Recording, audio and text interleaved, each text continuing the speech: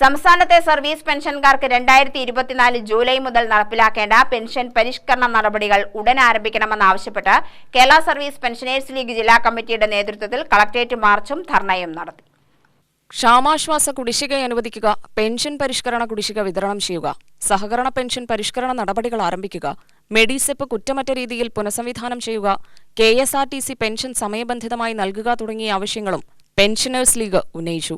മാർച്ചും ധർണയും മുസ്ലിം ലീഗ് സംസ്ഥാന സെക്രട്ടേറിയറ്റ് അംഗം കളത്തിൽ അബ്ദുള്ള ഉദ്ഘാടനം ചെയ്തു. പെൻഷൻകാരുടെ നിലവിലുള്ള അവകാശങ്ങളും ആനുകൂല്യങ്ങളും കവർന്നെടുക്കുന്ന സംസ്ഥാന സർക്കാരിന്റെ നിഷേധാത്മക നിലപാട് അവസാനിപ്പിക്കണമെന്ന് കളത്തിൽ അബ്ദുള്ള പറഞ്ഞു.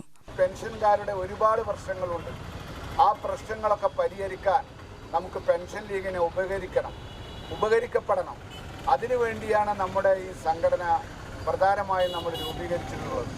നമുക്കറിയാം, പെൻഷൻ ലീഗിനെ സംബന്ധിച്ചിടത്തോളം ഒരു രാഷ്ട്രീയ പാർട്ടിയോട് നമുക്ക് കൂറുണ്ട്, പക്ഷേ അതിനോടുള്ള വിധേയത്വവും നമുക്കുണ്ട്. പക്ഷേ എല്ലാം ആ രാഷ്ട്രീയ പാർട്ടി പറയുന്ന രീതിയിലല്ല പെൻഷൻ ലീഗ് പ്രവർത്തിക്കുന്നത്. പെൻഷൻ ലീഗ് ഒരു സ്വതന്ത്രമായ നിലപാടാണ് പലയിടത്തും എടുക്കാറുള്ളത്. ആ നിലപാട് കൊണ്ട് മാത്രമാണ് നമുക്ക് മുന്നോട്ട് പോകാൻ കഴിയുന്നത്. ഈ അടുത്ത കാലത്ത് നമുക്കറിയാം, പെൻഷൻ ലീഗ് സ്വീകരിച്ച ഒരുപാട് നയങ്ങളുണ്ട്. ആ നയങ്ങൾ ഉടൻ നമുക്ക് നടപ്പാക്കിക്കൊണ്ടിരിക്കാനും നമുക്ക് കഴിയുന്നുണ്ട്. അതുകൊണ്ട് എനിക്ക് പറയാനുള്ളത്, പെൻഷൻ ലീഗിനെ നിങ്ങളൊക്കെ ശക്തിപ്പെടുത്താൻ മുന്നോട്ട് വരണം. മുസ്ലിം ലീഗ് ജില്ലാ ട്രഷറർ PA സലാം മുഖ്യപ്രഭാഷണം നടത്തി. KPSL ജില്ലാ പ്രസിഡന്റ് U സൈനുദ്ദീൻ അധ്യക്ഷനായി.